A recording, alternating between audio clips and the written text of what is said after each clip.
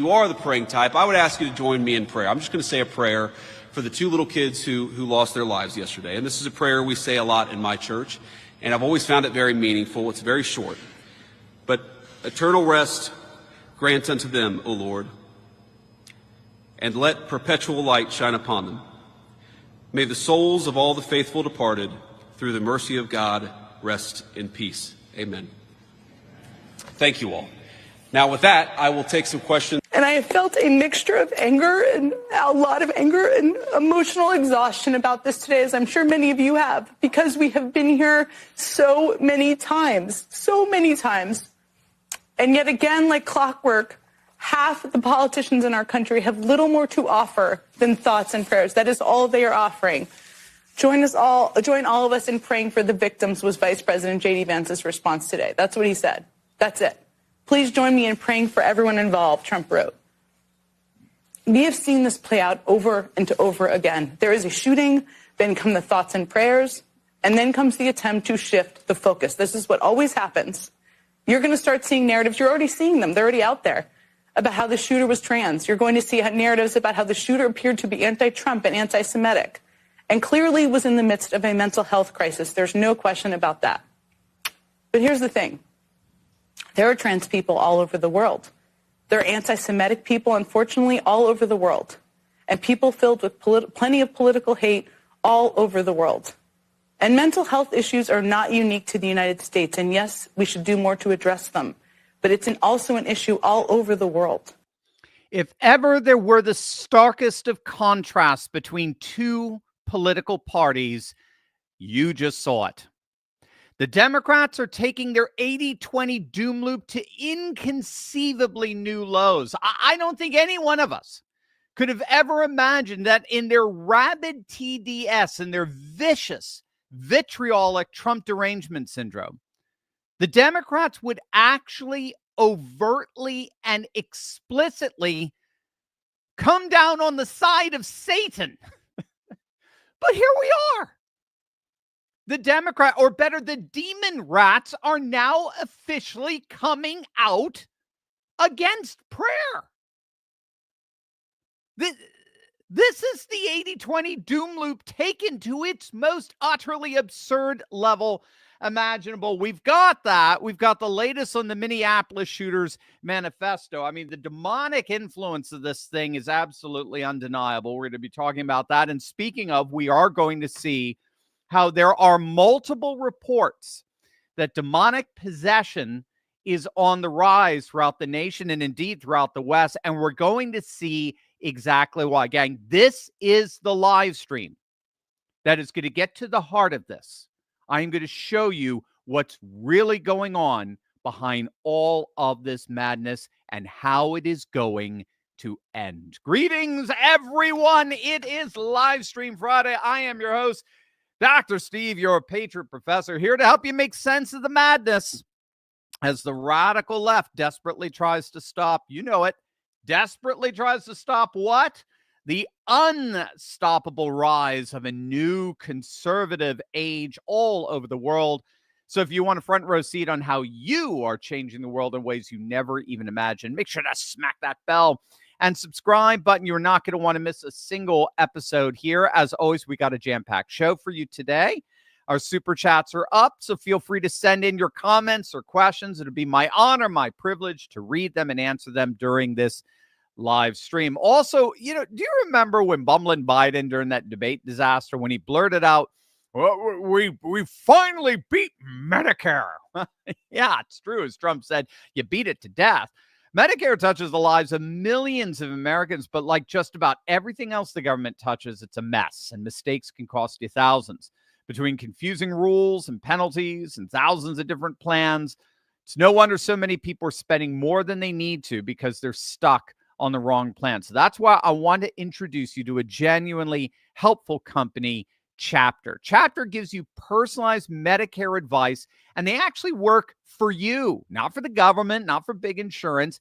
They search every plan available, even those that other agents skip. And by doing this, they save people an average of $1,100 per year, sometimes more. In fact, Chapter was able to save one couple, Joe and his wife, $3,000 every single year. Chapter's advice is completely free to my audience, no fees, no pressure, just honest help. So if you're already on Medicare or about to be, I cannot recommend Chapter enough. Give them a call at 919-727-1903 to make sure your Medicare works for you. Most people wish they had called them sooner. Again, that's 919-727-1903. So as the dust clears from this week's horrific tragedy in Minneapolis, we're learning more and more about what motivated the shooter, Robert Westman, and the demonic manifesto that he left behind. The FBI has confirmed this was indeed an act of domestic terrorism motivated by pure hatred. And I have to say, that's the key takeaway after reading through these reports. This guy, Robert Westman, who transitioned to Robin, he was utterly obsessed and overwhelmed by hatred. And I mean that in its most hellish sense. There was a seething hatred of being that can only rightly be described as demonic. Westman uploaded not just one, but two videos to YouTube on the morning of the attack, perfectly timed to go live as he murdered children in their pews. The first video, running 11 minutes, revealed a 4-page handwritten suicide note addressed to his family that reads, quote, "I don't expect forgiveness, and I don't expect any apology I have to hold much weight, but to my family and to those close to me, I do apologize for the effects my actions will have on their lives." The letter continues with bone-chilling honesty. I was corrupted by this world, and I have learned to hate what life is. I've wanted this for so long. I am not well. I'm not right. I'm a sad person, haunted by those thoughts that don't go away. I know this is wrong, but I can't seem to stop myself. I'm severely depressed, and I've been suicidal for years. Only recently have I lost all hope and decided to perform my final action against the world. Now, here's where this gets really disturbing. Westman didn't just bring a rifle, shotgun, and a pistol with him. He turned them really into billboards of this demonic hatred. So written across his weapons and magazines in white marker were messages like "Kill Donald Trump," obviously a direct threat to our president. "Israel must fall," "Burn Israel," 6 million Jews wasn't enough, "Nuke India," interestingly enough. Most creepily, "Where is your God?" And the most sick, "For the children."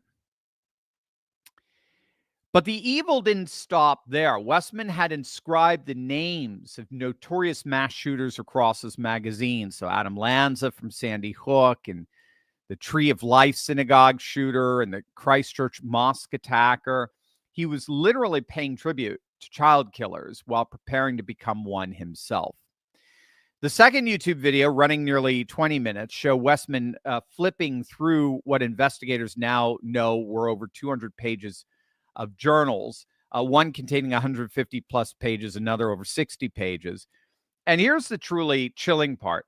Most of it was written, interestingly enough, in Cyrillic script as a deliberate code to hide his intentions.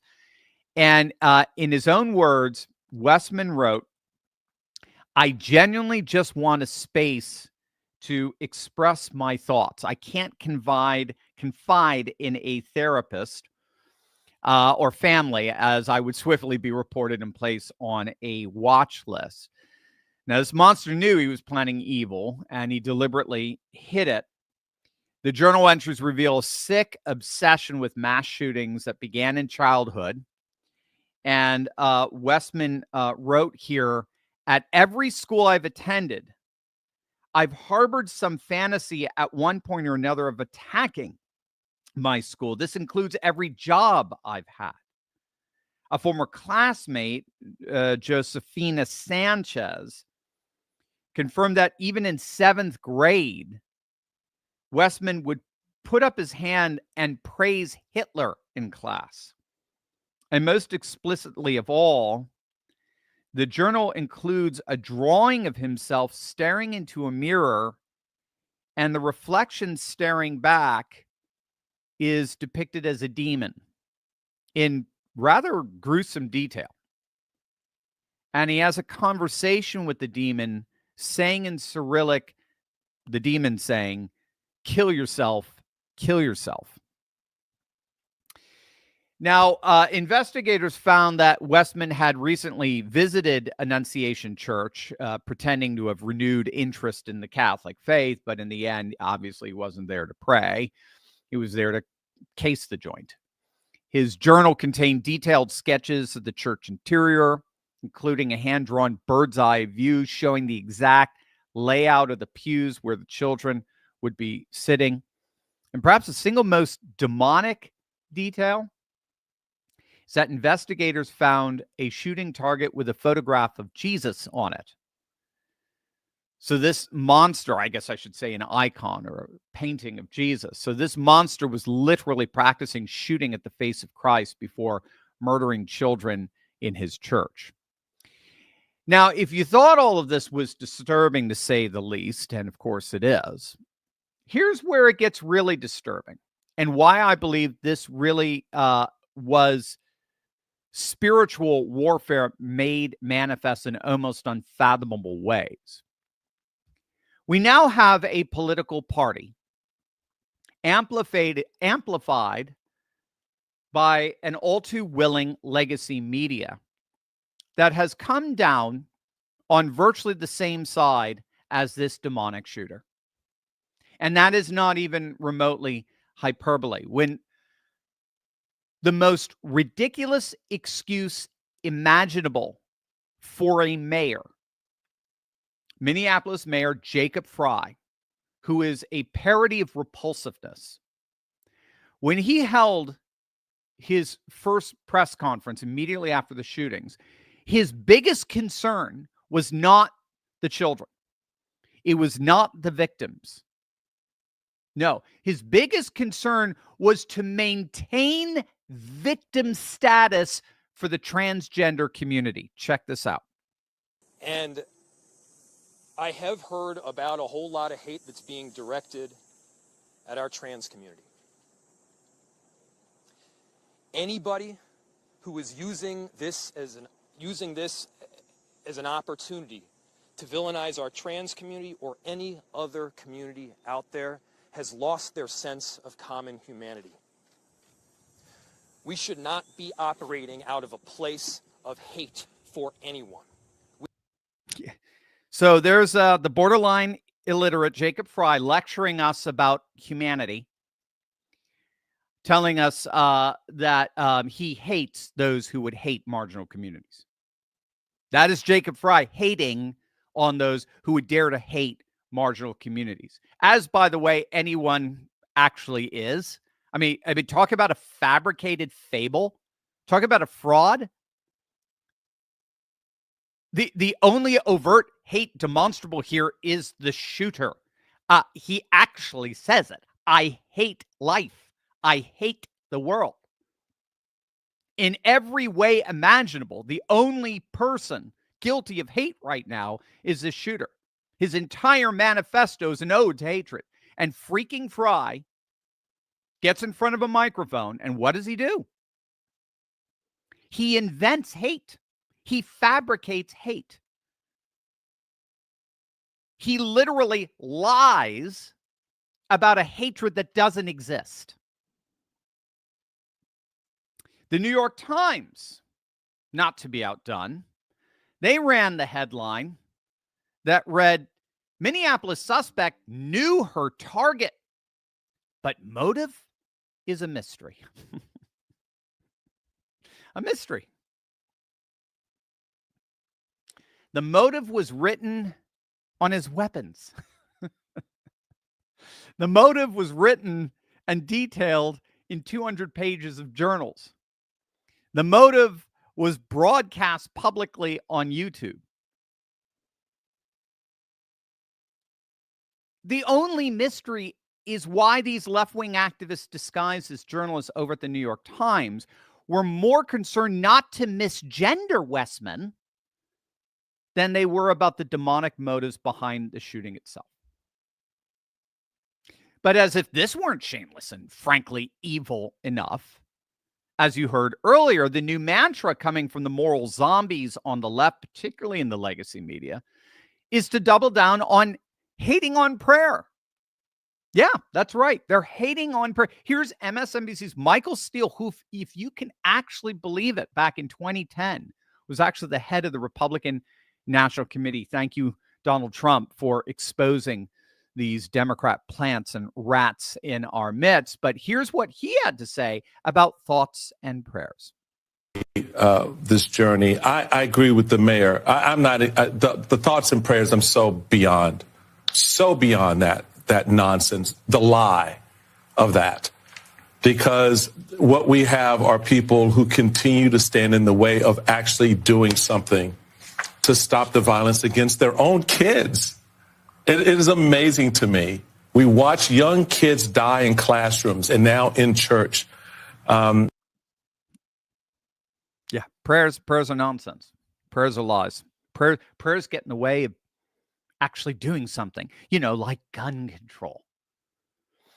Here's White House Press Secretary Caroline Leavitt excoriating her predecessor, Circleback Psaki, for her utterly ridiculous and ignorant comments that you heard at the very beginning. Take a look.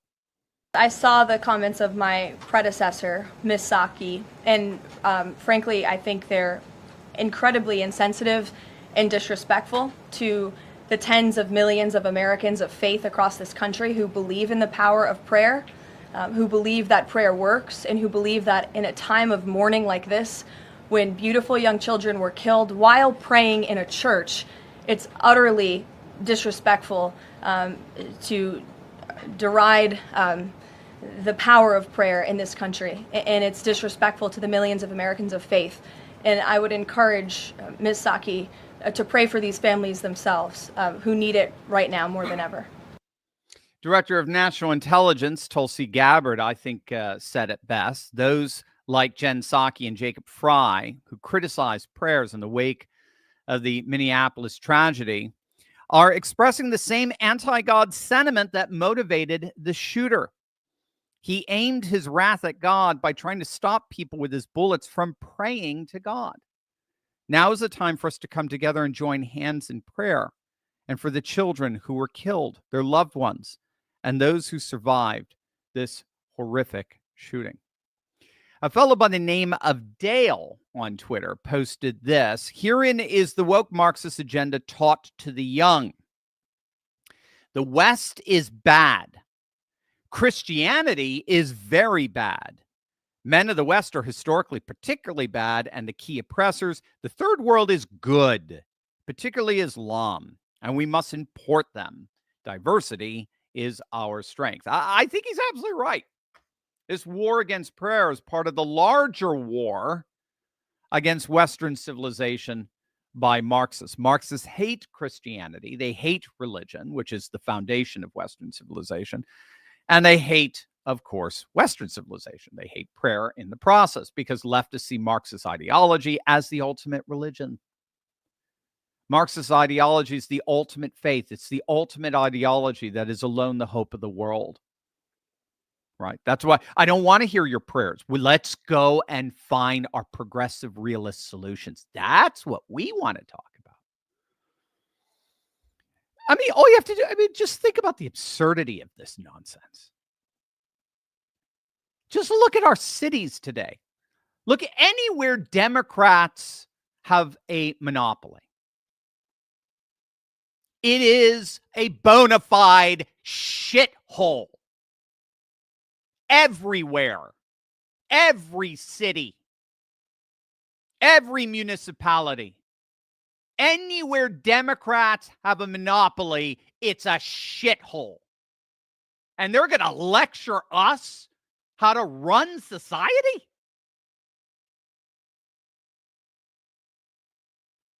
But they're fanatics.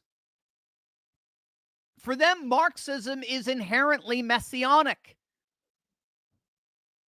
And therefore, it requires all other messiahs to be eradicated. They are Marxist supremacists. And in the process, they've lost their minds. As far as these leftist claims about prayer being useless and that we need to reject calls to prayer. Bishop Robert Barron, brilliant theologian, he reminded all of us, just in his words, how completely asinine these comments are. Keep in mind, Jacob Fry is the very person who is kneeling in prayer mode at the gold lace coffin of George Floyd. That same guy bending to his golden calf, right? As Bishop Robert Barron reminds us, prayer doesn't promise protection from suffering. Whoever told you that? Prayer certainly aligns us with a love that is protective, but it does not necessarily protect us from suffering. Again, I'm so utterly dumbfounded how utterly idiotic the liberal leftist hive mind has become. Prayer never, ever claims to promise protection from all suffering. And the good bishop pointed out the obvious. Jesus prayed fervently from the cross on which he was dying. Jesus prayed while being crucified, experiencing the most agonizing, torturous death imaginable. I'm sorry. I don't even know how to think of Democrats as being, I can't even take them seriously. They have gone so beyond absurd. Your prayers are meaningless. The kids were weren't they praying? They were praying. Well, that didn't help them. They still got shot. They were praying and they were assaulted and killed. You mean like Jesus Christ praying when he was being crucified? You mean like that? They're mentally deranged. I'm just going to say it. I don't know any other way of putting that. MSNBC and CNN and Minneapolis mayors would spend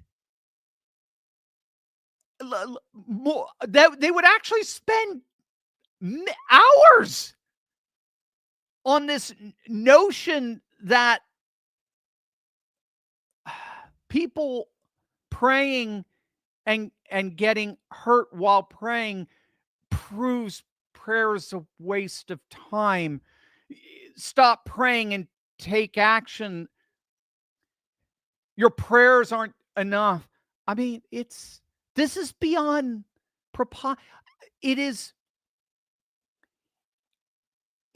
I'm sorry. I'm still trying to wrap my mind around absurdity, but it's how do you do that? Because an absurd thing is impossible. It's insane. There is no sense to make of it.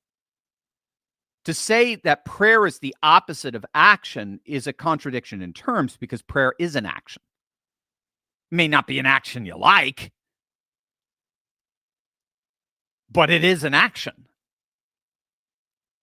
So you can't separate them that way. But not only is prayer an action, but obviously, liberal icons like, I don't know, Martin Luther King Jr. Last I looked, he was a man of deep prayer who also effected a social revolution in our country. This is not an either-or proposition. Not even conceivably so. That's how Bishop Barron put it, and he excoriated what he called the cowardly Democrats and the utterly insidious legacy media who would dare mock faith during a time like this, a crisis of pain, and you would in the midst of all that pain, you would mock the only thing that gives people strength to bear it.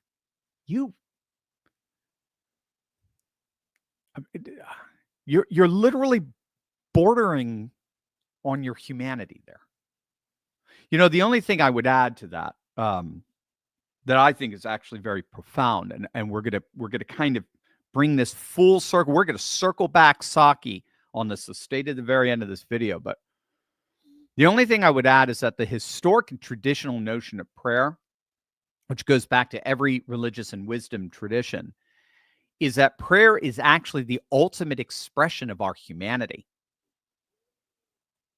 Even the ancient Greeks noted this. Aristotle recognizes back in Book 10 of his Nicomachean Ethics, if you're taking notes, that what he called contemplation was theoria in the Greek, was that practice which most explicitly separated humans from animals, and it made us most comparable to the gods. Contemplation for Aristotle was prayer. In fact, the term contemplation originally meant to think thoughts in accordance with a temple.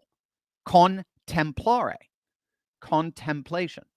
We think like the gods. Humans have the capacity to attain divine knowledge of the world in a way that no other species has. So this is what prayer fundamentally is. It's the means by which we, in the Christian sense of things, created in the image of God in biblical terms, it's the means by which we, created in the image of God, most align with the one whose image we bear.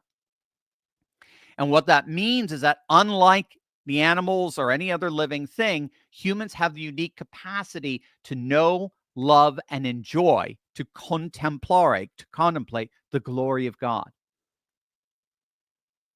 And so what the classical, the Greek, and the biblical notions of prayer mean is that we are most human when we are at prayer. I mean, you've got to get that.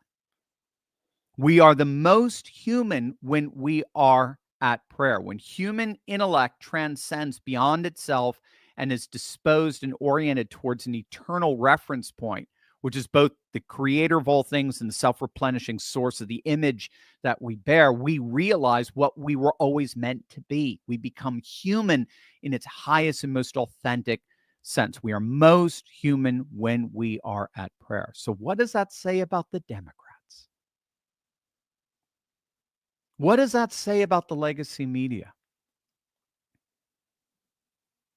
And even more broadly, what does that say about the secular liberal society that they've been imposing on us these last several decades, that's imploding as we speak? Is it any wonder that in a world that liberals consciously want devoid of prayer, is it any wonder that demonic possessions are on the rise? A world infested with demonic hatred rather than divine love? Well, that is what we're going to find out, and we're going to find out how to resolve it.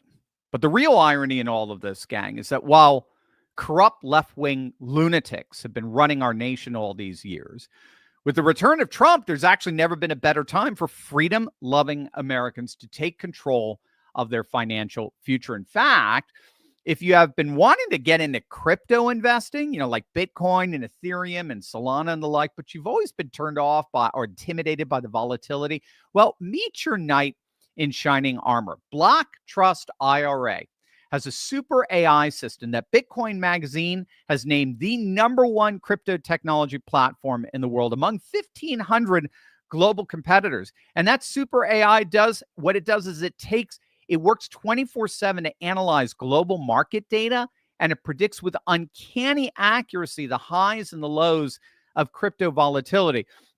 Block Trust IRA will then sell at the highs, right? And then what do? They buy again at the lows. And that mitigates the volatility, all the while you stand to make incredible gains in the process. So that's why I'm a proud client of Block Trust IRA. I have my own account with them. And gang, I can honestly tell you, the water's great. You're going to absolutely love them. Their mission perfectly aligns with President Trump's Make America Great Again agenda, smashing down the barriers between loyal patriots and the financial freedom they deserve, helping true Americans build impressive wealth in Trump's historic economic boom. So whether you're a teacher or a truck driver or a small business owner or retiree, this is your chance to get into the crypto market with AI mitigating your volatility risk. So what are you waiting for? Click on that link below. or visit turleytalkscrypto.com and find out how they can help you join the Trump financial revolution that's finally giving forgotten Americans access to the greatest crypto wealth opportunity in history. And the best part, for a limited time, they're offering all of you right now up to $2,500 in bonus crypto when you open up an account with them. $2,500 in bonus crypto. It's amazing. So don't wait. Crypto created 80,000 new millionaires last year. Why not you next? Visit turleytalkscrypto.com. That's turleytalkscrypto.com. One of the most fascinating, well, and frankly disturbing trends that we've been seeing of late is the extraordinary rise in exorcisms, not just here in the United States, but throughout Europe as well. The Atlantic recently ran a major story on how a Roman Catholic exorcist in Indianapolis received upwards of nearly 2,000 requests for exorcisms in 1 year alone. This was in the year 2018. Breaking that down, that's akin to 5 requests a day. But it does correspond with reports out of the Vatican, which have noticed a massive increase in requests for exorcisms, forcing the Vatican to forge a whole new generation of ordained exorcists. The Vatican actually has an organization called the International Association of Exorcists, which now has several hundred exorcists today operating in 30 different countries. The Diocese of Milan, which is one of the largest dioceses in the world, they've had to more than double the number of exorcists in the last 10 years. They actually now have a hotline. There's actually a specific telephone number where there's a person available to address any concerns people have regarding the satanic and the availability of an exorcist. And according to some Catholic statistics, the surge has been so enormous that currently over 500,000 people every year in Italy alone undergo an exorcism. Now, we talk about the religious renewal that's happening here and around the world. That's a major focus of this channel. If you don't know that, make sure to smack that bell and subscribe button. But sociologists like the late Rodney Stark of Baylor University, they have noted that over the last 10 to 20 years, we have been experiencing the single greatest religious renewal the world has ever seen. And what's so interesting here is that these two sort of dialectics actually tend to go hand in hand. As demonic forces rise, archangels and angelic warriors become more and more active in defending the faithful. And as a result, we begin to see faith rise in response to the demonic activity. And it's not just the church and the priesthood that's noticing this. The world of psychiatry has also given us some of the most fascinating and penetrating insights into this surge of the demonic. Now, some of you may know of the psychiatrist M. Scott Peck. He was the author of The Road Less Traveled, which is basically a very popular, human spirituality and growth book. But he also wrote books and chapters on his personal experience with the demonic and demonic possession, and with exorcisms. He was privy to, if I recall, 2 separate exorcisms. And he writes about it in a very fascinating book called Glimpses of the Devil and People of the Lie. And what made Peck's study so interesting was, of course, he was a trained, licensed, modern psychologist, very secular, so for whom the idea of human evil was considered archaic and ignorant and superstitious and knuckle dragging. And which has since been, of course, replaced by medical diagnoses and pills, right? Personality disorders, whatever. By the way, I find it fascinating in light of that, the commentators are growing. They're growing and Robert F. Kennedy, they're drawing our attention more and more on just how pill obsessed our medical industry and our nation become, and the horrible, side effects and social consequences of that obsession are coming to light by virtue of these shootings. It's just, again, very interesting stuff, food for thought and the like.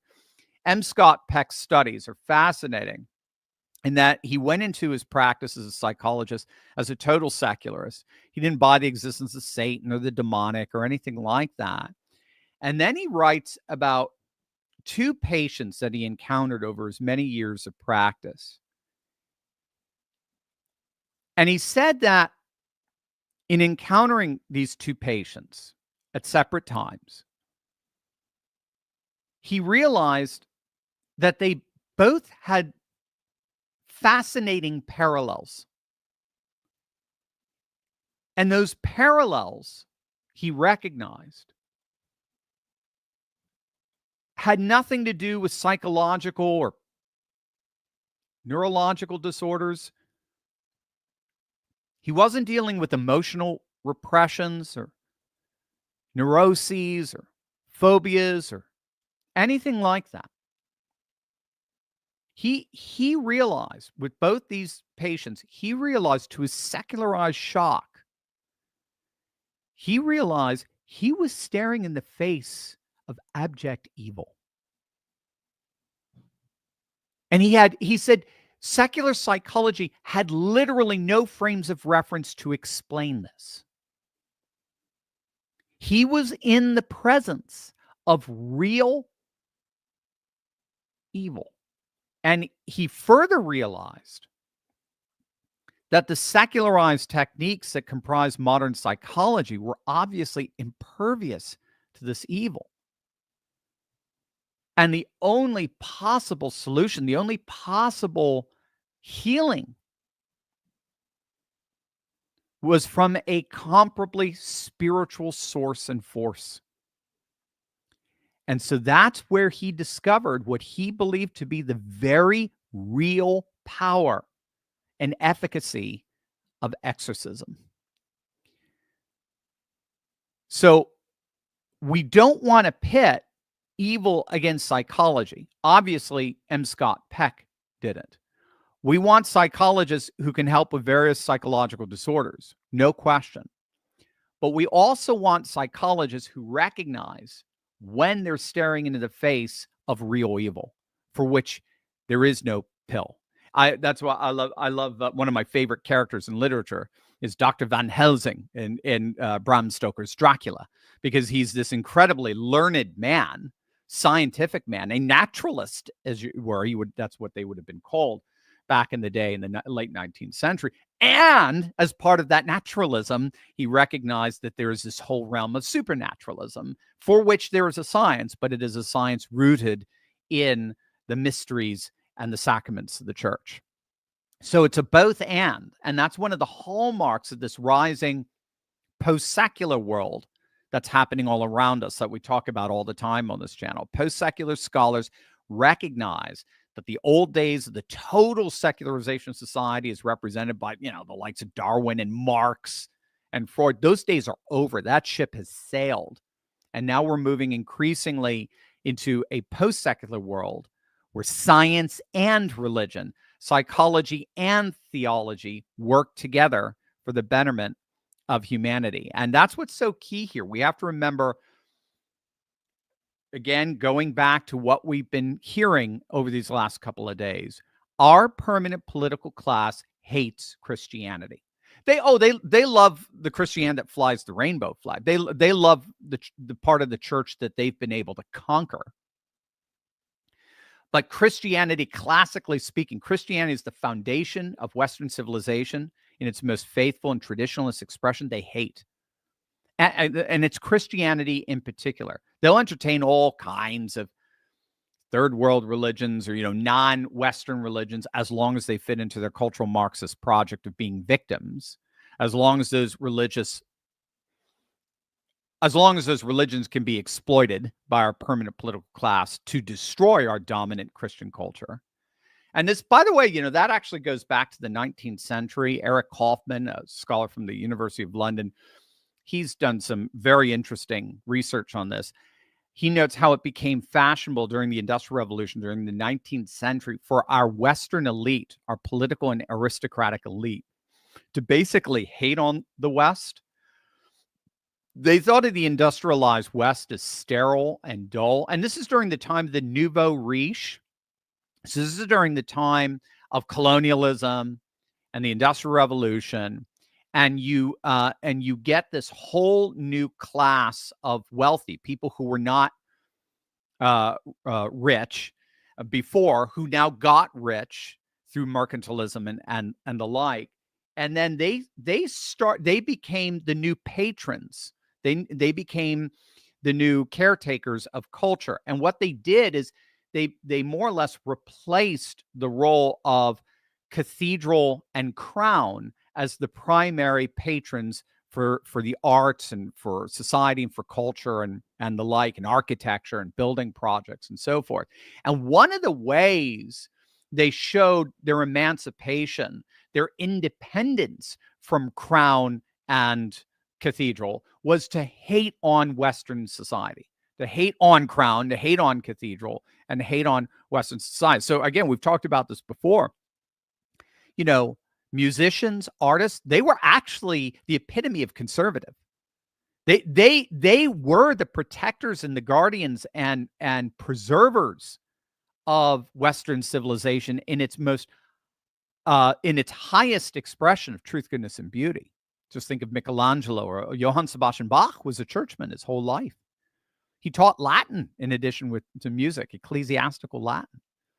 So musicians, artists, poets, they were the conservatives of their age. But in the 19th century, during this age of the nouveau riche, if they were going to be patronized, as it were, by this new class of secularized patrons, this nouveau riche that have emancipated themselves from crown and cathedral, the way you showed that, the way you demonstrated sort of your independence from crown and cathedral, is to spit on it, mock it, and impugn it. And so that's how the arts end up getting so liberal. Our world, I love how Trump has been, what he's been saying about our cities, and J.D. Vance has been saying about our cities. You don't have to live this way anymore.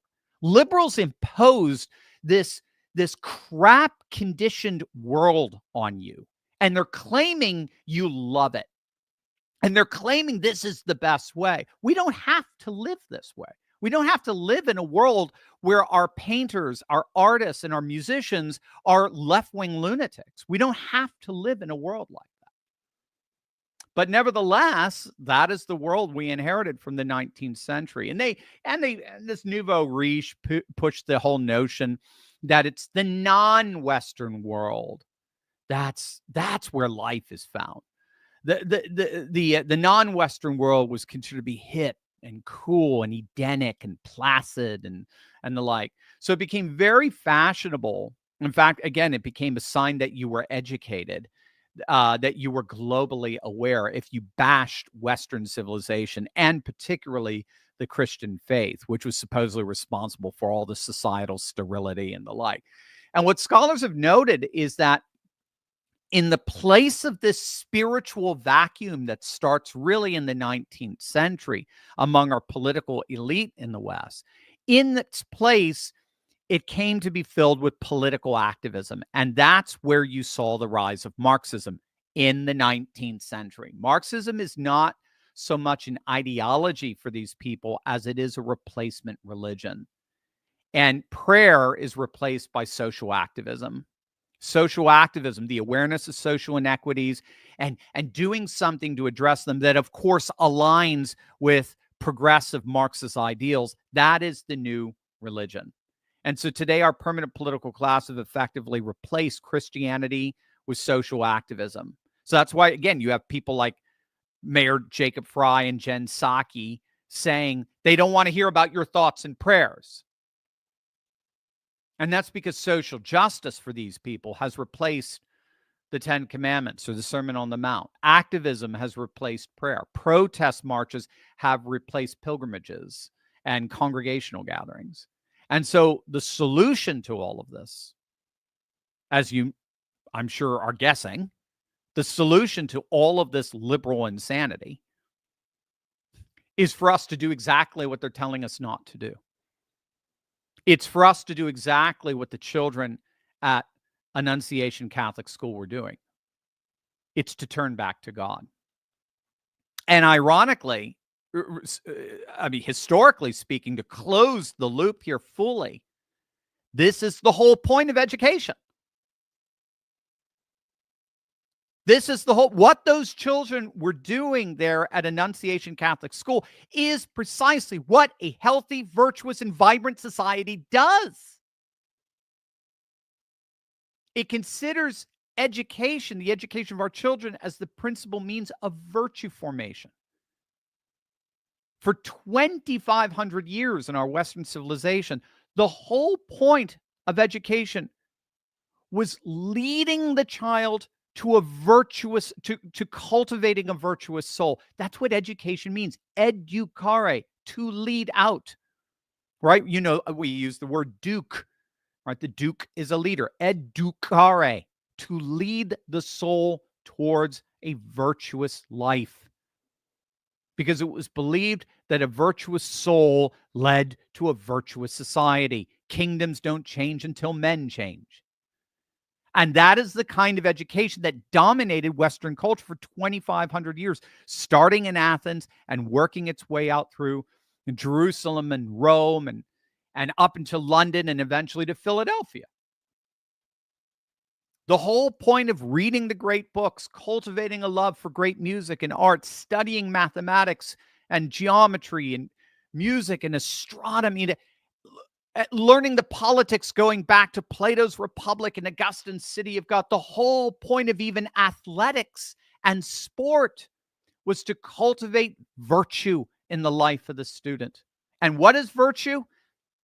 J.D. Vance could tell us it's ordered loves. It's learning to order our loves with what is truly lovely, and to desire what is truly desirable, and hence experience our highest human flourishing. I always say this to my students, you know, if you had a baby on a pedestal and a ham sandwich on a pedestal, and they were both falling at the same time, and you rushed to save the ham sandwich, why is that bad? Because you'll notice there's nothing bad with a ham sandwich, and there's, of course, nothing bad with a baby. Why is it bad for you to rush and save that ham sandwich? And it's because the baby is of infinitely more worth than the ham sandwich. So what have you done? You've dislodged your loves, your desires, your inclinations, your dispositions from the divine economy of goods that God created. Wisdom is the cultivation of discerning that divine economy of goods, and virtue is aligning our loves with that divine economy of goods so that we love what's truly lovely, desire what's truly desirable, and hence experience our human flourishing. And that wisdom and that virtue come together precisely in prayer. We are most human when we pray.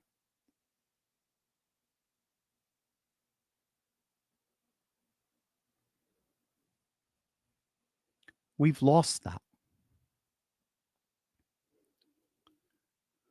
We've lost that. Our public education, inundated by liberalism,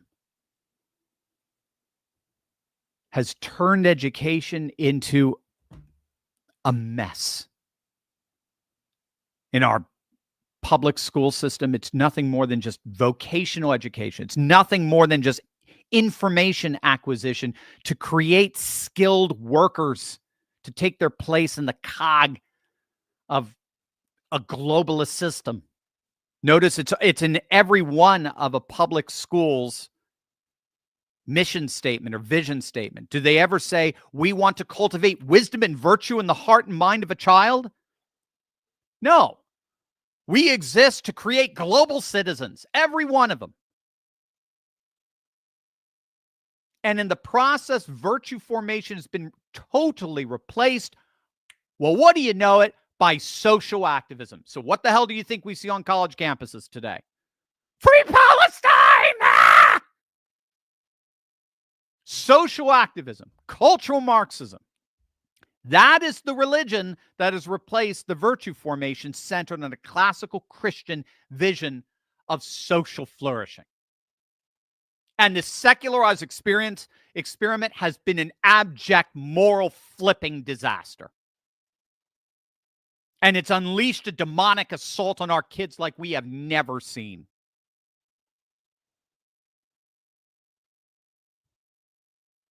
Again, just continue to just fill the circle, but bring this full circle here, complete the loop.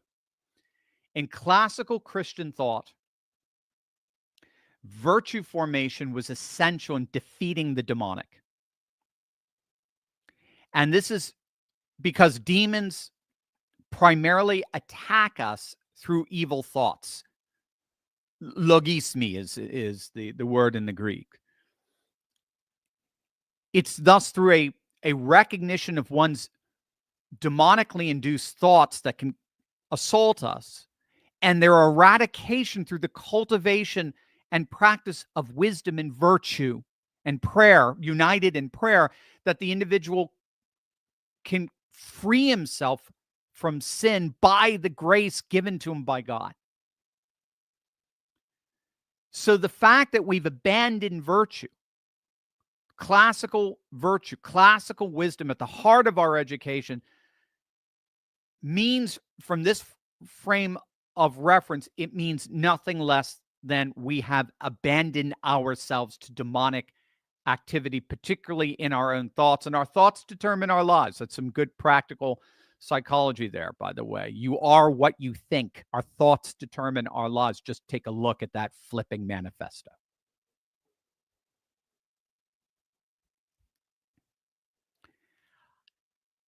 The good news is that I think there's no question that we are beginning to see a growing realization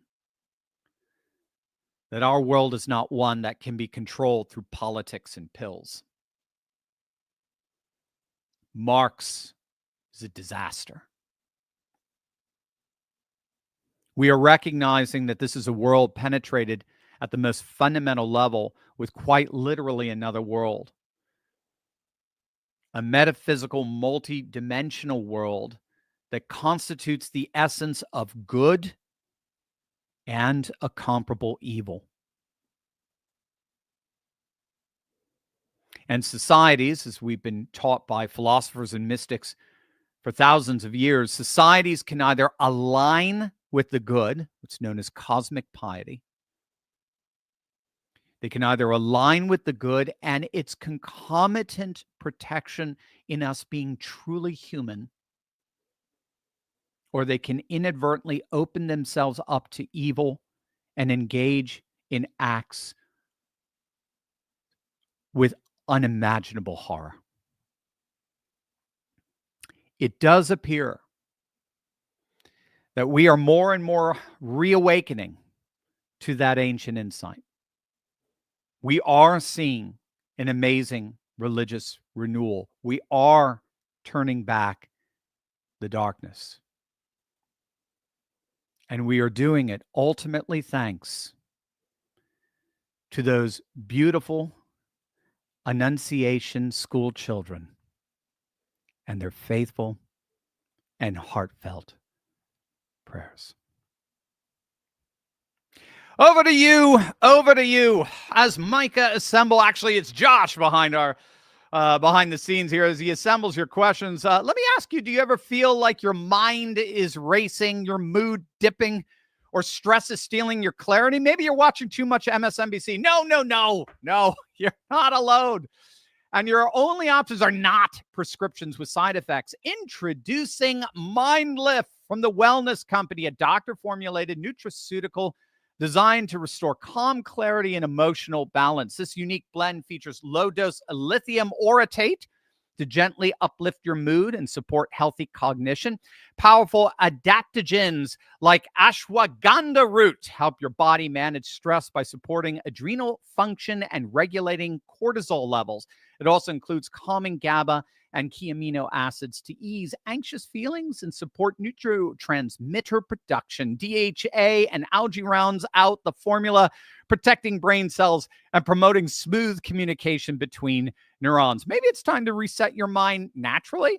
Well, head on over to twc.health/Turley Use code Turley to get 15% off plus free shipping. Again, that's twc.health/Turley and use code Turley to get 15% off. Take control of your mental wellness with MindLift today. All right, remember, we got our super chats up. So if you want to ask me your questions or make a comment, whatever you like, it'd be my honor to answer or read your comment here on our live stream. All right, what do we got, guys? What do we got? A super chat upshoots. Good to hear from you, my friend. Thank you for the euros.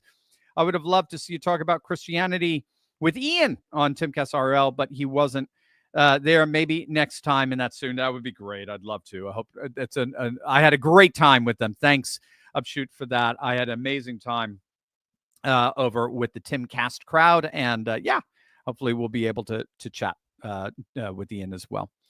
Bismo, Steve Bannon has listed 6 parts of Trump's coalition: MAGA populist, traditional Republican Tea Party, libertarian, religious right, tech right, and RFK types. Do you see it that way? Can JD keep them united? That's a great question. That's brilliant. I tend to break it down to trad right and tech right, as it were. The tech trad alliance is sort of archaeo-future to kind of make it simple.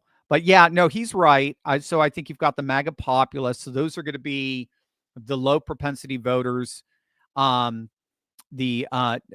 working class, white, non-white working class voters who are coming out in mass to vote solely for Trump, not for the Republicans. Traditional Republicans, those who've always voted Trump, but would have been happier in 2016 with like a Ted Cruz or something like that.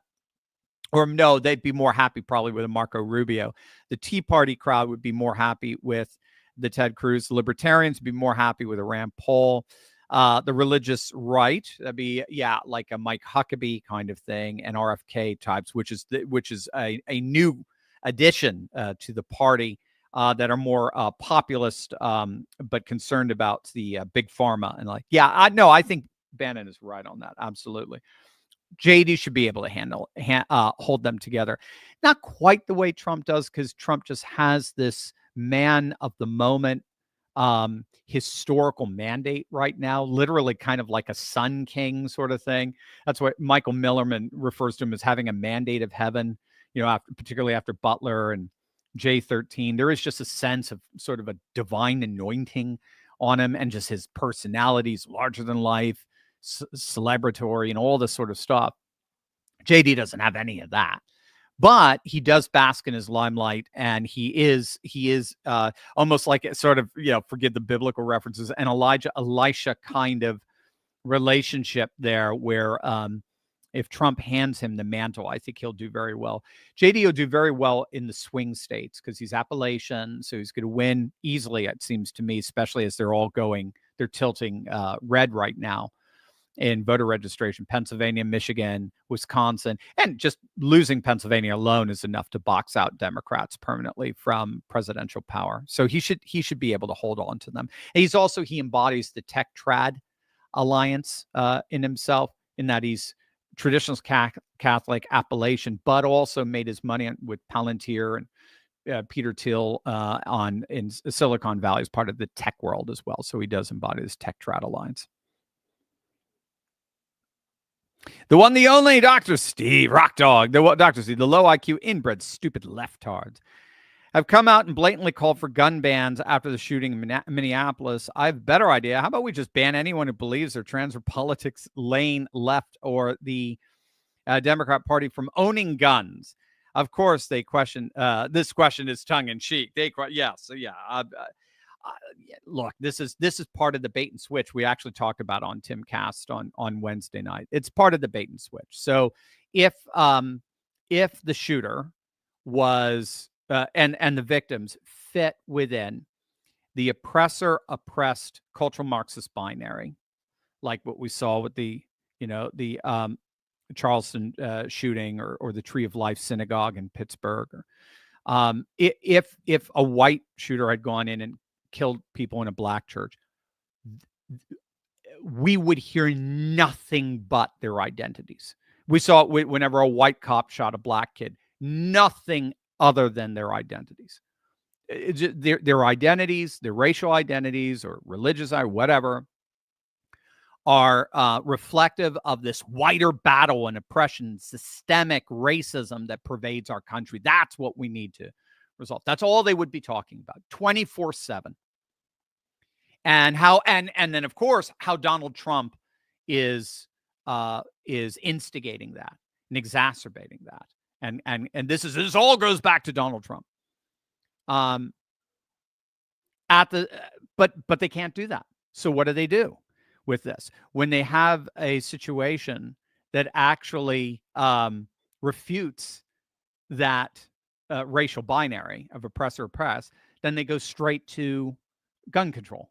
And they even double down on this. It even goes farther. This has nothing to do. Don't you dare think this has anything to do with the wider the wider identity categories. Don't you dare become a transphobe. Don't think this has anything to do with Christians. And then what I loved in a, again, tongue-in-cheek sort of way about the Nashville shooting is I actually tried to turn it around. So, well, this did happen, in Tennessee, and Tennessee is red, and red states are transphobic. And, this is what you get, this is what hate gets. You can't hate people and not expect them to get very upset at that. This is the hate that hate creates. So, now this was in Minneapolis, so they couldn't go there. So they just go straight to gun control. So this all goes back to what's called progressive realism. Progressive realism is this notion that the arc of history bends inevitably towards liberal social justice. So whatever situation happens in our society, the frames of reference to interpret that situation must by definition be progressive liberal, by definition, because that's where history is going. And then you get to choose whichever one you want.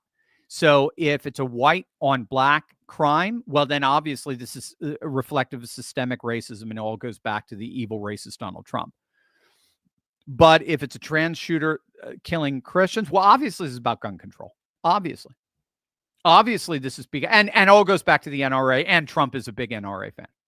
So it's whatever the frame is, it's always going to be taken from the menu of options from progressive realism. And so it's a joke. It's not news cover. I mean, what was that? There was that ABC reporter. He's still under fire. He should be fired. Who reported that Trump's name was on the gun. This was on Wednesday. Trump's name was on the gun. Trump's name was written on that gun. Now, of course, he didn't say, kill Donald. He didn't say it was written because it said the whole full sentence said kill Donald Trump.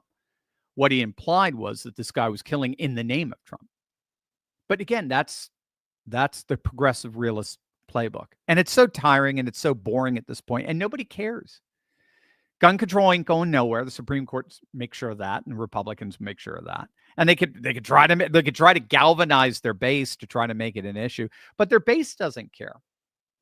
Majority of Democrats obviously want to see gun control, but it's way, way down low on the list of priorities. So nobody cares. So it's just Democrats being Democrats at this point. Sound and fury signifying nothing, like demons. Davros. They said Democrat Party was fully dead after they lost the Civil War. Rush used to say it was dead when Bush and Republicans had Congress. We keep saying Democrats are done now, but bright red Iowa just lost its state Senate supermajority. Don't we risk complacency while all these Dems are gone talk? Oh, sure. Yeah. No, we don't want to. It could always, yeah. You do risk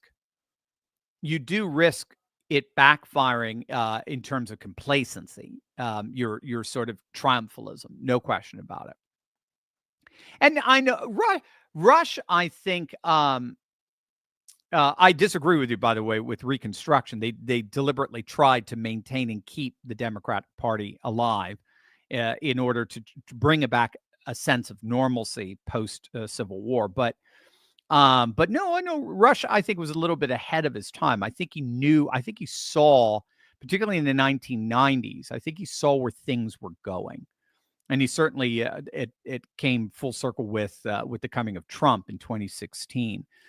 Remember, Rush liked Pat Buchanan. He just he thought Pat Buchanan was too early for his time, because it's in the early 90s that you have the fall of the Soviet Union, and then Sam Huntington's Clash of Civilizations. It basically made the argument we're moving from a century of ideology into a century of identity. And identity now is more and more populations are going back to nation culture, custom, tradition, and that kind of tribalism that he saw playing out in the Balkans at the time, former Yugoslavia.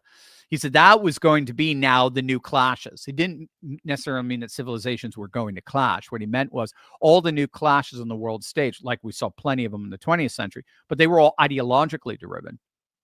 In the 21st century, they were going to be identity driven. They were going to be civilizationalist driven. And Pat Buchanan was making this argument. We need to go back to America first, protect our borders, bring our manufacturing jobs back home, bring our troops back home, restore our Christian culture again. Rush liked that, but it was too early for that. You had to wait because we were at the apex. We were at the forefront of the unipolar globalist world. We were calling the shots, and we were going to call the shots for the next 12, 15 years or so. So he recognized that the world that the Democrats embodied, this globalist liberal world, was dying. And with it, the Democrats would die as well. So I think now when Bush had a Republican Congress, no, I don't think Democrats were dead then. But I think Rush was just looking forward to how their world was falling. And if their world was falling, eventually they as a party would fall. And that's just what we seem to be seeing in a way we weren't seeing in the 90s and the aughts. There are basically four key characteristics for a dying movement. One is they lose money. And that is the Democrats never were at any point in danger of losing money back in the 90s or the aughts. They still had plenty of money. They still had USAID pumping money into their coffers. That's gone now. Second, you start losing members. We have never seen the Democrats hemorrhaging members like we have now. They've lost 4.5 million registered voters since 2020, and that according to the New York Times. They lose message. So their issues no longer are relevant anymore. Back in the 90s, it was healthcare, or back in the 90s, it was, it was Clinton centrism. With Obama, it was Obamacare. What's their issues today? What's their issues? As a matter of fact, some Democrat strategists said we have not had an issue since 2008. What's their issues? So they've run out of money. They've run out of members.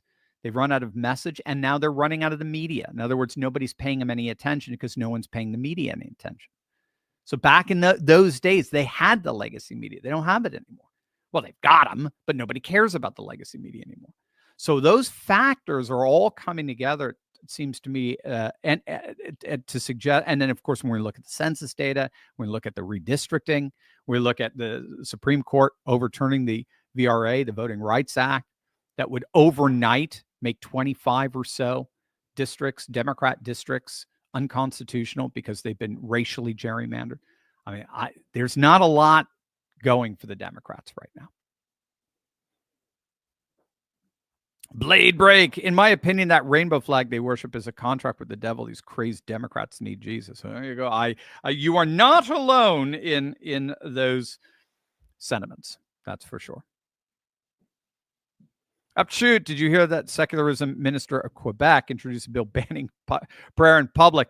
We need to pray for many Quebec Daniels to rise up. Amen, Upshoot. Amen. Very, very well said. Yeah. I mean, it's absurd. This is the insanity they get. I mean, or you look at the person who was arrested outside of a London abortion clinic for praying silently. If I recall, it was police, they had a video of it. Police went up to her. Are you praying? Yes, I am. I'm sorry, you have to come with us. You're not allowed to pray silently in front of an abortion clinic since that intimidates women, blah, blah, blah. Again, it's progressive realism 101. And And again, the good news is it's all falling apart. Their whole liberal globalist world is absolutely collapsing right in front of their very eyes. But boy, do can they make a lot of noise and weeping and gnashing of teeth in the process. Richard, Dr. Steve, why are Democrat mayors and governors talking about being tougher on crime? Again, it's a bait and switch. So the Washington mayor is now talking about it. Gavin Newsom is now talking about it. And again, remember, just 2 weeks ago, there is no crime problem. Crime's going down. Well, they looked at their polls. It's that simple. They looked at their polls. So now we have 80%. What was it? The Harvard Harris, 81% of the public believes that violent crime is a major problem in our nation's cities. And 99% believe it's either a major problem or at least a problem. No one, not even Democrats, no one, and by the way, that's not an exaggeration. I think if I recall, it was another 18% who said, yeah, it's not a major problem, but it is a problem. No one buys this notion that violent crime is going down. Nobody buys it. Because what they see is look, I'll give it to you. It's going down, but going down from what? Going down from epidemic portions. It's still horrific. That is an excuse. That's an excuse you can make after what Trump did in Washington, D.C. If you stop, if murders come to an end for 14 straight days, if violent crime is cut in half, if carjackings go down 80%, then you can say it. Just like Giuliani said it, just like Nayib Bukele is saying it. Then you can say, yeah, we crime rates are going way down. We're kicking butt. Then you can say it because people can see it. But what we learned in the 4 years of Biden is the legacy media thought they could say one thing while we were all seeing another. And then they are dumbfounded to realize we don't believe them. It's that simple. So I think they're learning they have to be tough on crime. They have no choice. But again, and this is what political strategists are pointing out. But then the moment you do that, then people figure like, okay, good. I'm glad you're tough on crime too, but I'm going to go with the Republican because I don't know what you're going to think tomorrow, but I know what he's going to think. I don't know what your position is going to be in 15 minutes from now, but I know what his is going to be. Because every single poll out there, literally every single study that's been out there for the last 10 years shows that voters overwhelmingly by double digits support Republicans over Democrats when it comes to crime. Benton, question to Dr. Shirley. We watched your Tim Pool program, and as a result, I gained an appreciation for you and our Patriots par excellence. What do you think about those who are convicted for all of these treasonous activities against the American people? What do you think about those who are convicted for all these? Should be incarcerated in the reopened Alcatraz. Its mission was initially to house the most dangerous criminals. Now it will house the most treasonous felons. It will definitely send a message to commit the crime, pay the time. I love the way you're thinking about it because again, it's very Trumpian. It's very visual. He's very spatial. He never talked about border policy. Talked about building a wall. He never talked about we're going to restore the moral fiber of our nation. He said, we're going to say Merry Christmas again. We're going to openly say it's going to be beautiful. We're all going to say Merry Christmas. He's always very tangible and symbolic. And that's what you're doing. You're thinking about a very tangible, symbolic, literally sort of memorial to corruption and to what happens to treasonous activities. And I love it. I think it's great. Also because it's set apart. There's a body of water around it that it's a symbol of life that separates us from those who would bring so much harm and misery. I love it. Franz, if Lisa Cook can claim she made a mistake on her loan applications, could that be used as precedents for future fraud cases? Yeah, I don't expect Lisa Cook to get away with it. Let's just put it that way. I think I mean, again, the very fact that they're just doubling down on defending bureaucrats, unelected, corrupt bureaucrats, is hilarious. But yeah, no, she's you could claim a mistake to your blue in the face. You still broke the law. Since its inception shortly after Trump took office in January, I haven't heard anything about the gold card, where wealthy immigrants pay $5 million for the privilege of being allowed to become a citizen of the United States and relocate here. It was raking in big bucks early. Do you have any updates on this cool money-making program? Let me see. Let me try. Let's see what AI has to say here.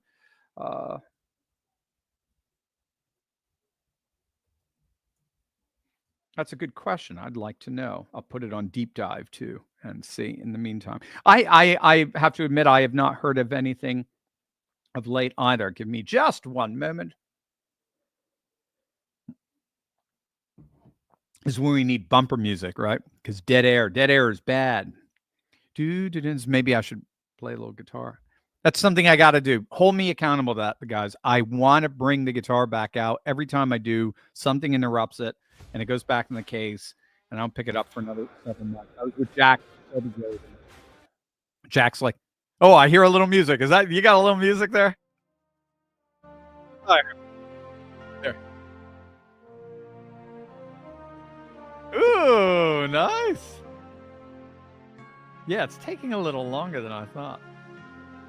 But as we're playing a little intro music, here we go. Yeah, hold me accountable. I need to be playing some guitar. Jack Pizoga was telling me to pick up one of the electric guitars over at Tim Pool's place and play, and I'd be like, I'd be embarrassed myself. Let's see. The program has generated significant international interest with nearly 70,000 people registered on. Well, they have it on the waiting list. The official website launched in June 2025. It gives me these who are registering number.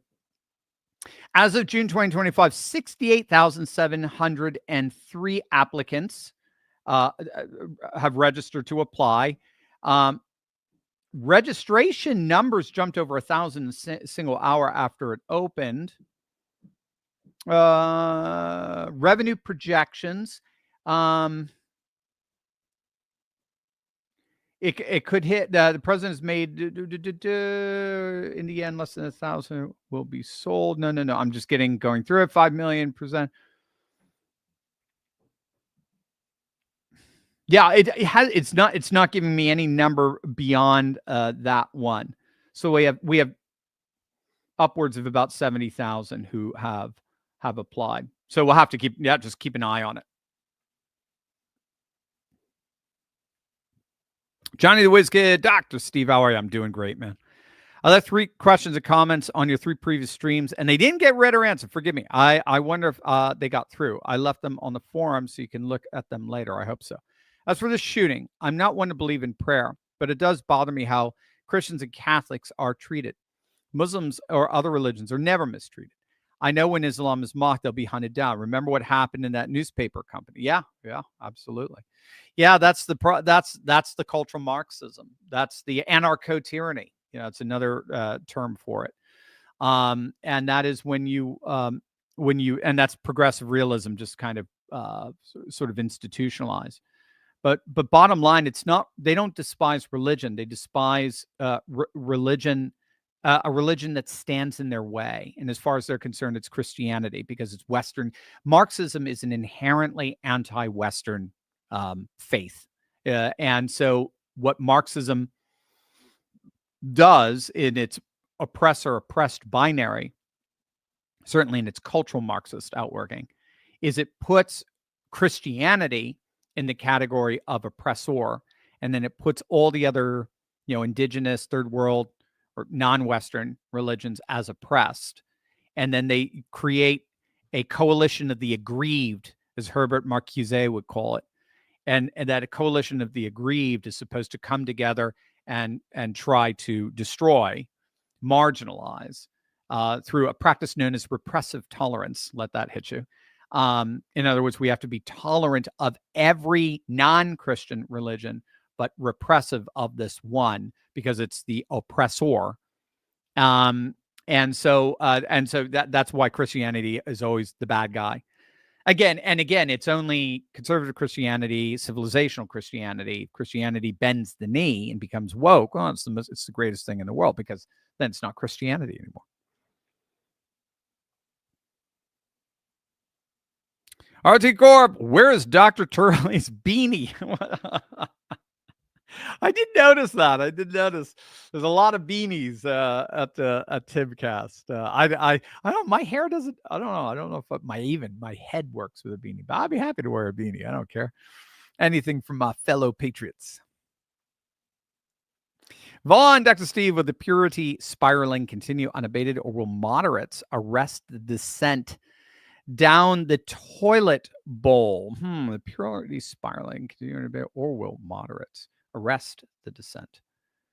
Arrest the descent down the descent down. Oh, arrest the descent. Okay, Vaughn, you have that's actually a lovely turn of phrase you have there.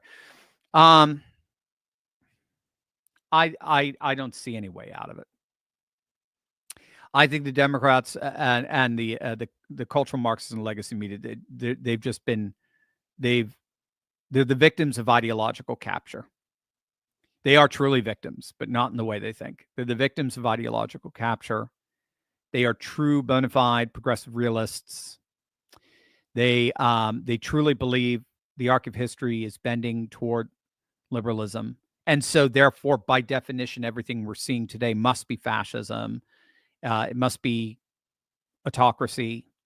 It must be the acts of a dictator, because if we just allow history to run unabated, it always goes towards the left.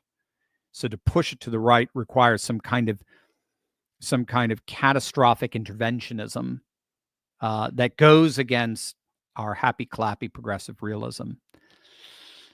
And it just seems to me it seems to me as the party declines, as Alex Castellanos talks about, as a political party declines, it inevitably ends up digging deeper and deeper into its most extreme wing, because its extreme wing is the only one that's giving them the time of day. And so the more they lose message, the more they lose media, the more they lose money, and the more they lose members, the more they double down on their Mamdanis or their Somalian socialists, or their Brandon Johnsons, or their Karen Basses. The more they double down on their Jen Psaki's and their MSNBC rants and lunacies and the views, spews, and the more they double down on their most extreme wing, the more they alienate themselves from more of the common sense consensus. And that's the 80-20 doom loop. And the latest is a perfect example. Who would have ever thought Democrats would come out against prayer? 90% of the country supports prayer. I mean, this is a 1090 issue. It's beyond insane.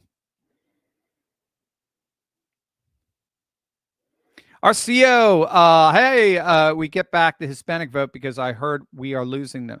We get back the Hispanic vote because I heard. Oh, maybe how do we get back the Hispanic vote? I heard we're losing them.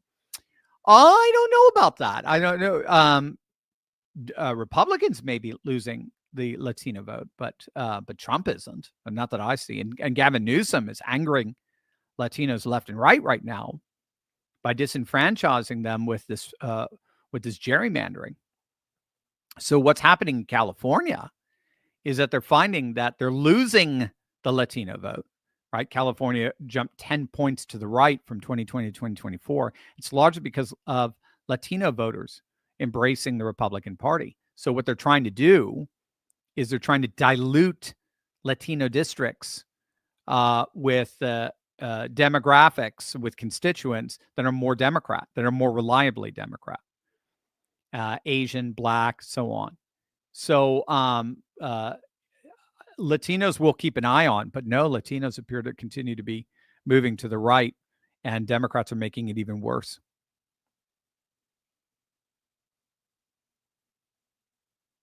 Joan, hasn't one of the Scandinavian countries outlawed gender-altering drugs and surgery for minors and mandated psychological therapy? Yes. Was that a Scandinavian country or was it Latin American? I can't remember. Let's see.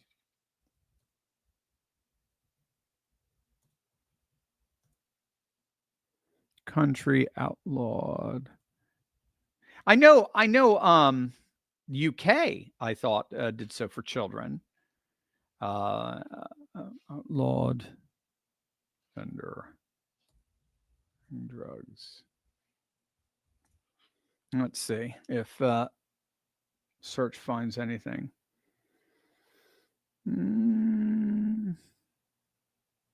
I will. Let's keep moving, and when it gives me the answer again, I've got it on deep dive, and deep dive's taken little long today. I will answer that. I will circle back, Joan, on that one. Alan, why is it that every time I think the idiot stream media and previous administration officials close to stopping making unbelievable morons of themselves on TV, do you think these imbeciles like Psaki and the like getting removed from TV and treated like the mentally ill creatures they are? Going back to Joan, it's saying no Scandinavian countries completely outlawed gender-altering drugs. I got you in a sec, my friend. Sweden has implemented some of the most restrictive approaches among the Scandinavian countries. Denmark as well, and Finland they've begun to regulate and kind of crack down on it. Significant restrictions for sure. And the UK, if I recall, has outlawed it completely. All right, going back here, Alan. Yeah, I mean, no, I know, I'm with you. I just think this is the result of this progressive realism when you just cannot think in any other way other than progressive frames of reference. There is another theory known as perspectival radicalism. And perspectival radicalism, it is a kind of form of postmodernity where again, back in the day, you cultivated a sense of wisdom, and wisdom allowed you to understand how all the parts relate to the whole. Perspectival radicalism breaks everything up in parts, and then you focus on one part, and that one part and one part only is the means by which we understand the totality of reality. So we are dealing with a group of people who believe that an oppressor-oppressed binary is a meta frame for understanding the totality of life. And so they have no other way of making sense of what's happening in our world apart from that meta frame. They are incapable of thinking outside because they've been taught the moment I think outside of that frame, ironically, I become an oppressor. The moment I question whether or not racism is really behind anything, now I've been influenced by white supremacism, right? So that's just the way they think. They cannot think in any other way. And then that draws them into some of the most absurd positions imaginable. You literally double down on turning the shooter's identity community into the victim, and the kids who were the victims, you turn them ironically into the oppressors, their identity community.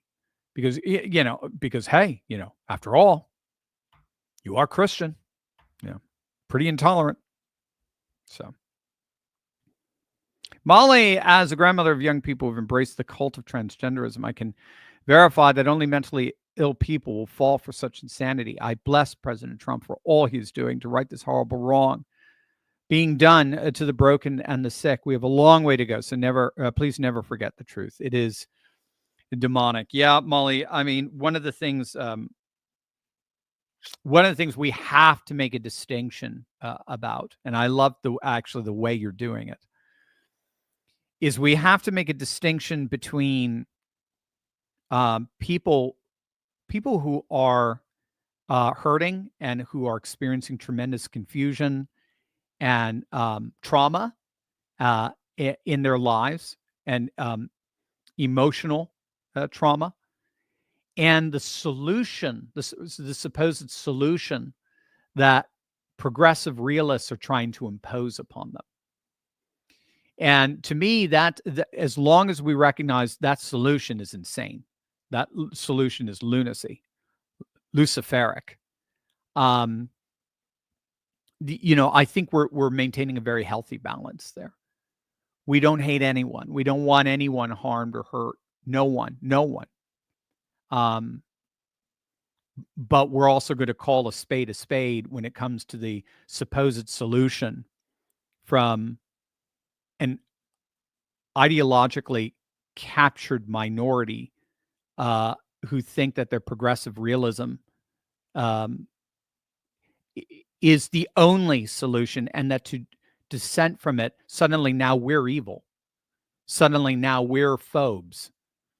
And it's just, I think you've caught the balance there. We need to always have sympathy and love for those who are caught up in this cult-like social phenomenon. And it's the cult-like social phenomenon that we have issues with, not the people themselves who may have fallen victim to it. Well said. Mr. M, can you explain the 600,000 Chinese visas thing? I'm seeing conflicting info and stuff about how Trump talks. Not saying it's a good idea either way, but I wonder if this will go like illegals on farms. I think it already has. So my take is he's using it as part of his negotiations with China and the trade deal. So China sends, upwards of what he's got 600,000. It could be well over 1 million students, the United States, to study here in our colleges. It's said that they're basically, gathering data and bringing it back to China with them afterwards. So there's been some real concern of what the actual motives are behind that. It seems to me Trump used that statement publicly.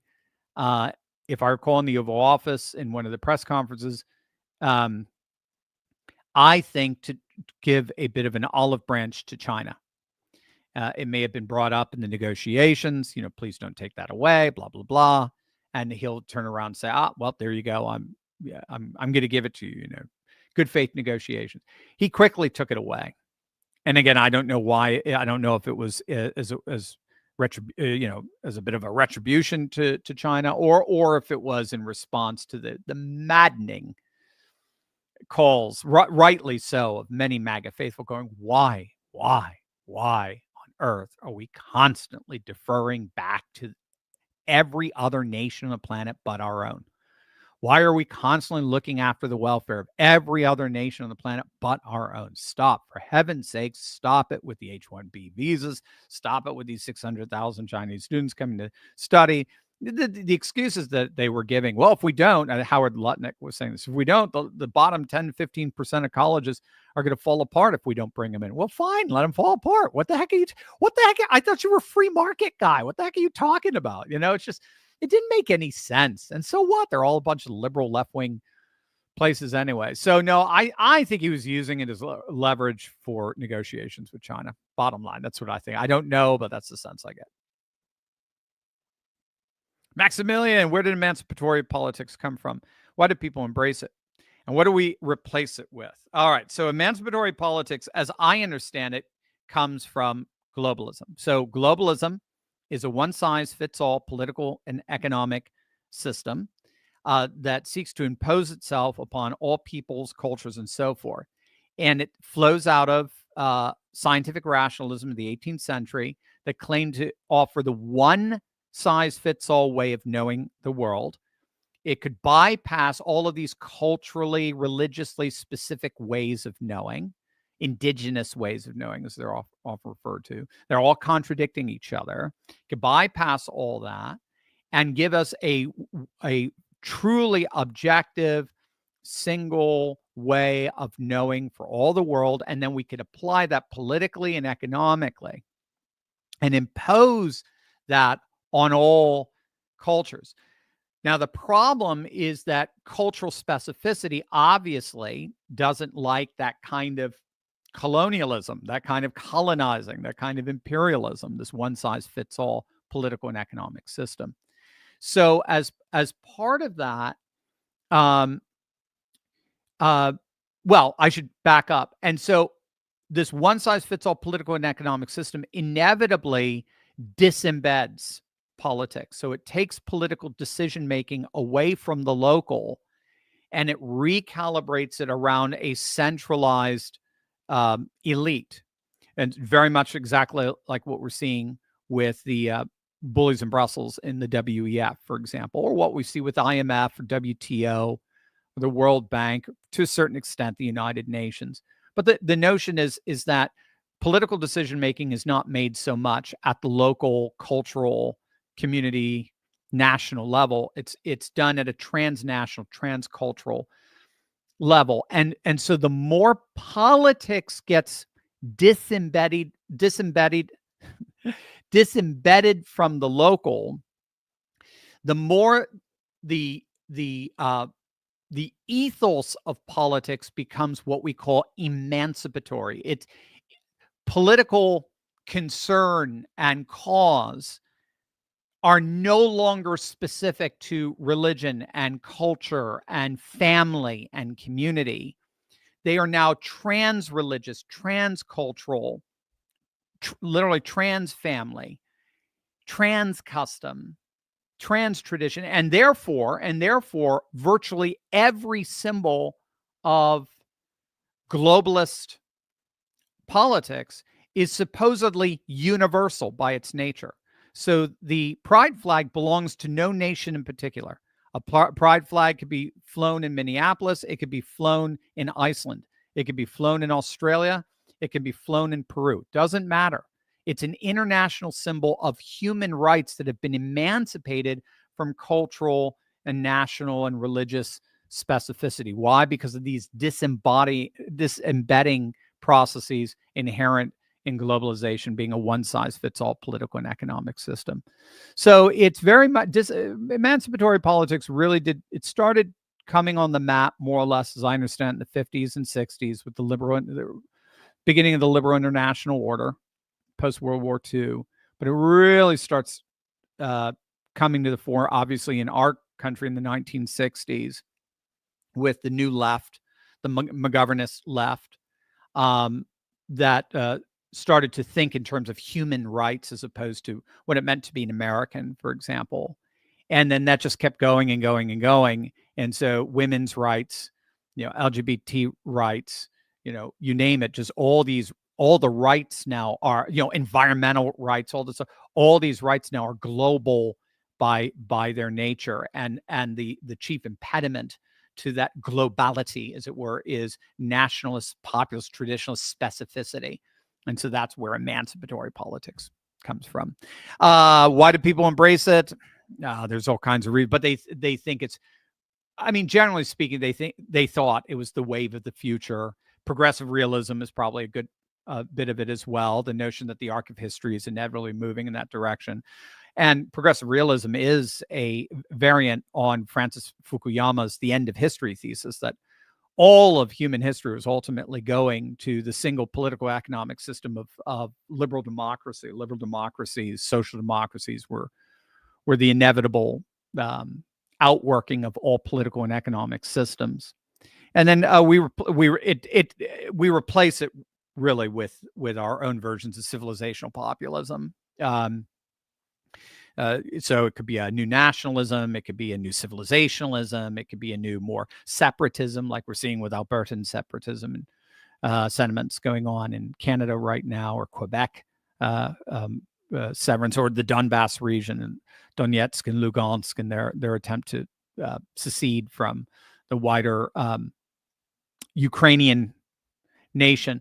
So either way, emancipatory politics goes the way of globalism. And if globalism is imploding just from its own weight of its own futilities, emancipatory politics will fall as well. Maximilian, why is atheism wrong? Oh gosh. If you're new to our channel, and if you are, make sure to smack that bell and subscribe button. Maximilian asked the most not global, like cosmic, well, global, sure, not globalist, questions, so forth. Okay, why is atheism wrong? I'll try to be brief there. First off, the term itself is absurd because it says no God. Now, how could you possibly know that? How could you possibly know there is no God?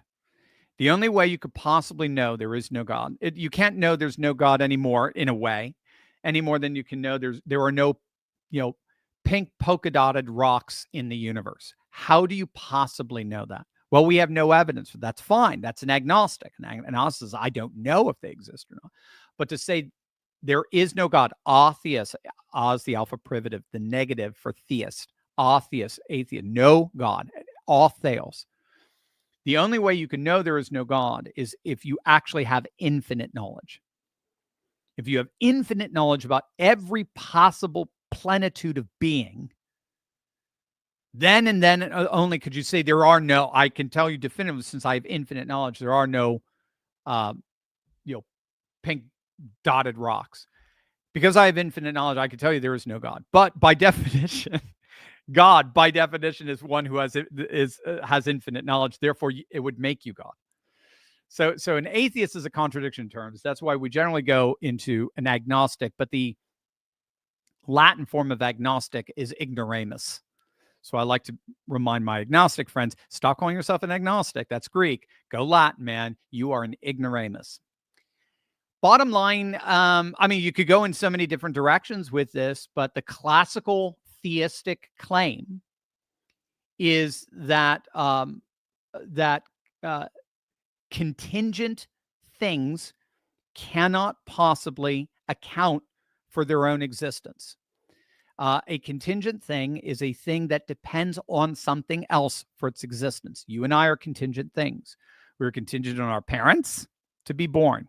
We are contingent on food, air, and water to live. We are every second of our beings contingent. There is no experience we have whatsoever anywhere in the universe, none, zippo, nada, of anything in the universe being anything other than contingent.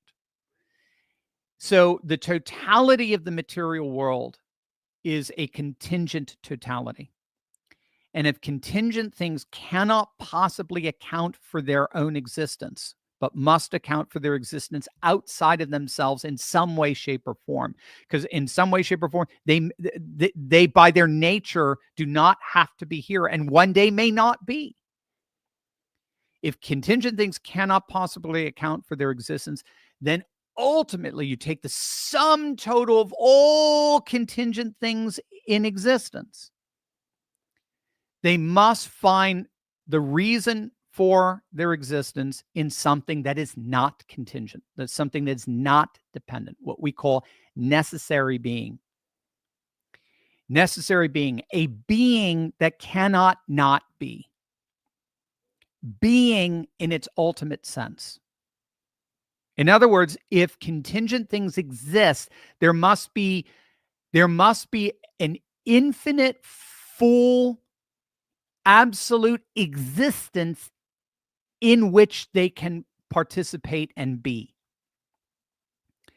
And this infinite, eternal being, whatever it, right? Whatever it is, we're agnostic of what it is. This infinite, eternal being must, by its nature, and even calling it an it, this is where Buddhists will call it nirvana, or they'll call it the nothing. It's no thing. Not that it's nothing in the absolute sense. It's no thing in that this infinite eternal being cannot be reduced to a thing by definition, because this infinite eternal being, the sum, contains within itself the sum total and plenitude of all life that is the foundation for all contingent things in the entirety of this trillion-starred universe. And so this infinite eternal being, which is the sum that contains within itself the sum, plenitude, and fullness of being and existence in which all things, contingent things, exist, is totally set apart from any contingent thing. And the old German word for being set apart is Gott, G-O-T-T. So that's where we get this term God from. And so it doesn't matter what religious tradition you're dealing with. You're going to deal with Gott in some way, shape, or form. Buddhism is going to have its own outworking of that pattern of thought. The ancient Greek, pagan Greek philosopher Plato, Aristotle Plato would call him the unmoved mover, as it were. They use the term theos explicitly. They would work it out their way. Christians work it out their Hindus work it out their way. Buddhists work it out their way. But in the end, all these traditions are drawing from it seems to me, just again, it's a logical argument. It's evidential too, but it's fundamentally logical. The universe, everywhere we see, everywhere we encounter, the universe as a whole is contingent. Contingent things cannot, by definition, account for their own existence. And therefore, there must be infinite being, because finiteness deals with contingency, right? Something begins and it ends. Infinite being must be the grounds for all finite contingent things. And that infinite being wholly different and set apart from any contingent thing is, in the old German word, designated God. And then you get into the individual claims of what is the interaction? How does this infinite eternal being interact with this contingent world we exist in?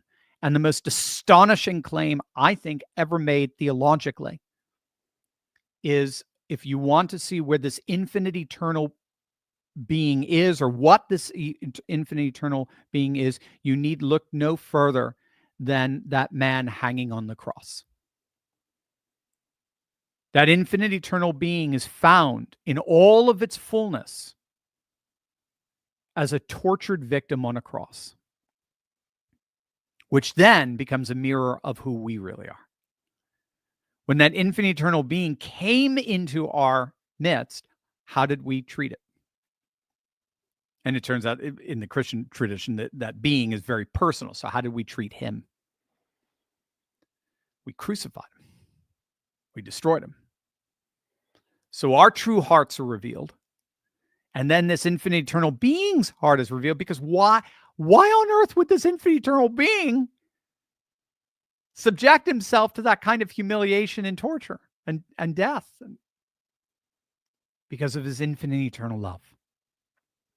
So, and why would he do that through his infinite eternal love?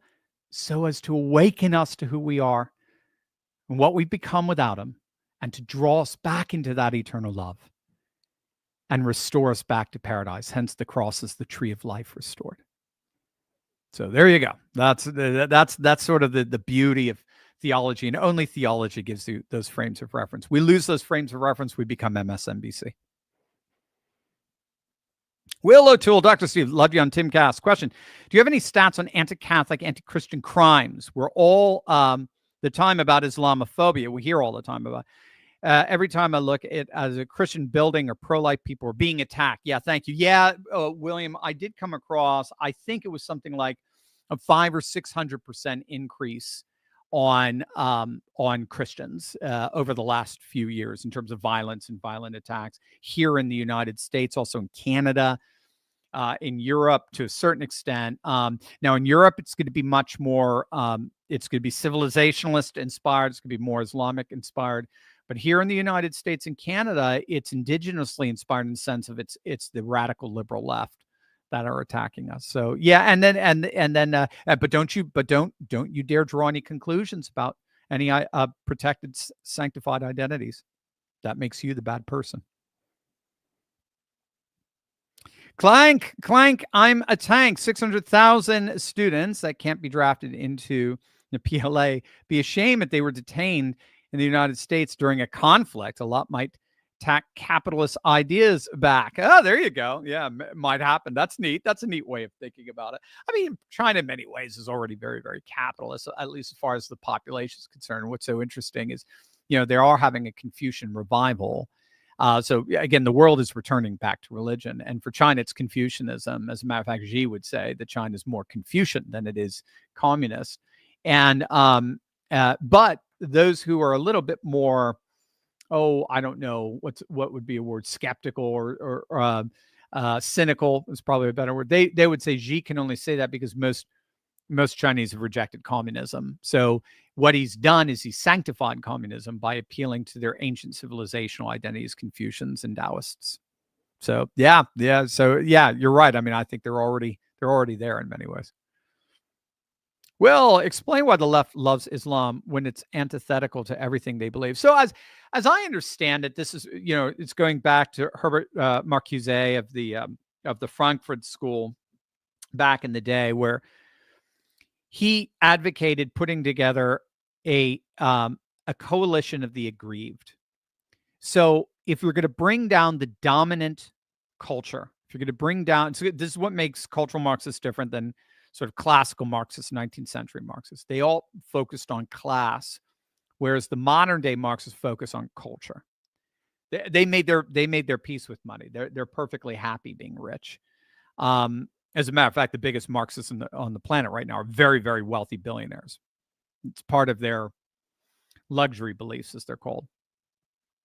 So if you're going to bring down a dominant culture that you believe to be the oppressor, you do it by bringing together all of these microcultures, as it were, to form an army of the aggrieved, an army of the oppressed.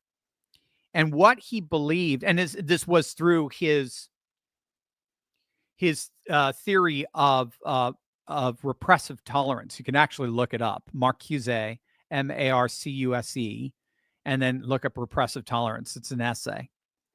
And he believed you had to repress everything that the dominant culture wanted and believed, including Christianity. And you had to be tolerant of anything that is non the dominant culture. So that's LGBT on one end of the spectrum, and that's Islam on the other end of the spectrum. And the way they hold together is they both have a higher identity from their identity politics check boxes. The higher identity is they're all victims.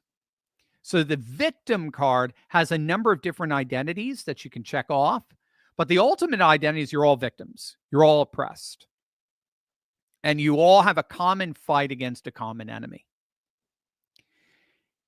What we're finding now more and more is that when one of those groups, particularly Muslims, come to positions of power, like in Hamtramck or Dearborn, Michigan, once they're in positions of power, they don't feel like victims anymore.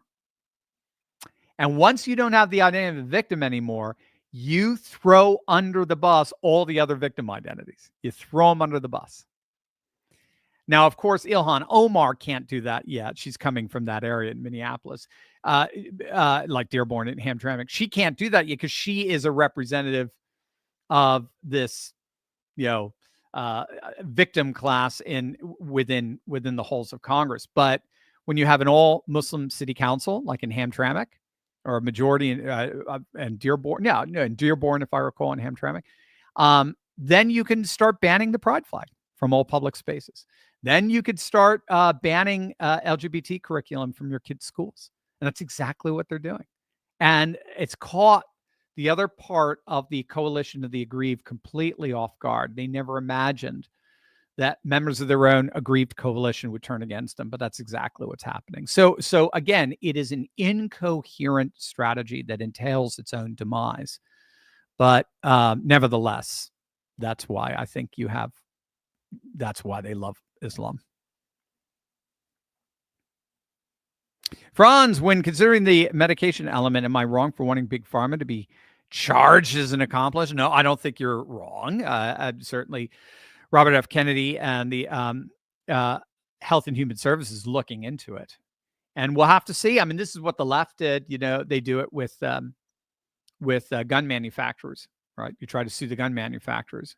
We'll have to see how this fills out. If it can be shown that there is a pharmaceutical element to it, to this madness, then yes, I think there's going to be some big pharma held accountable. I just think that's just inevitable. That's how things play out, for right or for wrong.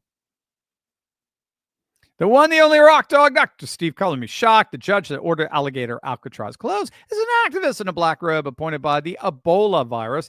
Do you believe that the Trump administration will win on appeal to keep it open? Yes. And as I understand it, Ron DeSantis is already more or less ignoring it. Again, it's such an patently obvious, example of judicial activism. Nobody's taking it that seriously. And that's it, gang. All right, we got plenty more where this came from. I should be on Newsmax this Sunday morning as well, I believe, at 8:30. So right before church. I'll try to get to church right afterward, but make sure you tune in. Have a lovely and wonderful Labor Day, and I'll be posting lots of videos as your back porch professor over the weekend. So make sure you got have your lemonade prepared, or a beer, or scotch, or wine, whatever you like, a cigar. Join me out on my back porch several times this weekend as we stay up to date on breaking news and analysis you're not going to hear anywhere else. Love you guys. God bless.